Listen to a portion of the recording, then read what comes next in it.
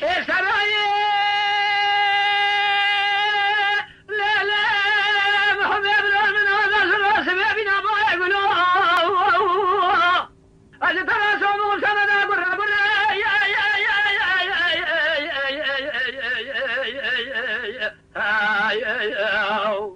خزيمة بودي سرايا ما مدى غازي بزلال بزير كلتانه تبالي خفدي ميسمية باي كر باي شرق باي غرب باي شب الراس باي بيلباشي اللي دخل بوزة ترتي أبدا وهذا زفرة قال لي قندي جنان وقال لي قازن انه ما اجم انك براس يك فناني سرايا ما مدى دوست امرو بالجفات مزد حسب امرو بزاب شوري امرو بالرهبة تدين خفدي ميسمية مع الخرابو كم كولو اذا مرو شر مال خرابو تدين خفدي ستشاتي بدي هذا ميلو خاربة تدين خفدي ميسمية دوست مرو ستاجي حمود دوست هذا يقفناني سرايا ما مدى دوست امرو بالجفات مروروني ميسمية نار جفاتي ميلان حاكم هذا هركز مدح سرايا ذو استخبنا باسمية مرو خرا مدحي سرايا ما مدى قبضنا نعلى ظلوق هذا قناتي مرو بشخرا في فرس سرايا يا سرايا سرايا سرايا سرايا ما خير ولا الرعب قول زرا كنت باسمك بيشي أنا كافر بإكوافي مع الخراب جوت على توقعتي وابد يزن يزر هذا إيش كيف أراد مشي سركاني أزرت علي خذ جش قادر رجل الرب من قاسك ياخذ ذابو فيشي من هذا سياخذ ذابو دست هذا يخلي خالقته قال نازل ذبل شقري أنا أخي وأحمد الشيء وشيء أبس كذا شيء قال له تخان ما تخاتني تزري تفي أنا خذ قال له جقا بدنا كيدي كي بنا يكفناني سرايا ما مدى غدو استعمروا به تستدر كل عرب دستا بقري بيسري السراي يا سراي يا سراي يا خي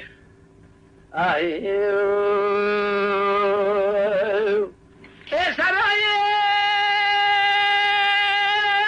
لا محبب من هذا الراس بينا بايع قلوب يا تبالا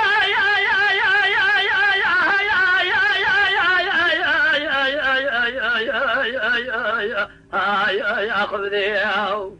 فايزا يا ولا تمس حد هاتي قال لهم اسمك دارا فل ياخذ وجه دارا وانا ما انا فل شلو تنفر على بنا اسمك سرايا ما مذا غناكم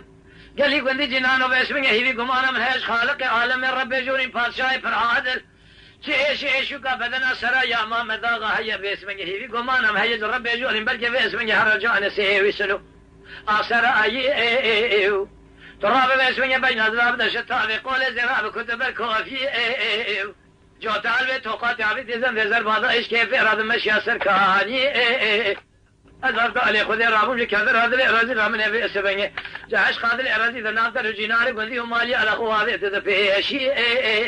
من يبغى على خبر طائف أسبني مع الخراب وقال له رامي سانة كلام كذي الدفل اللي بشكل إلى ناقي وأحمدي ترى إذا حاكم الشمل إذا عربي خالو خطيب قردن خب كي برجوهارا دفل اللي بشكل مع الخراب وقردن تسري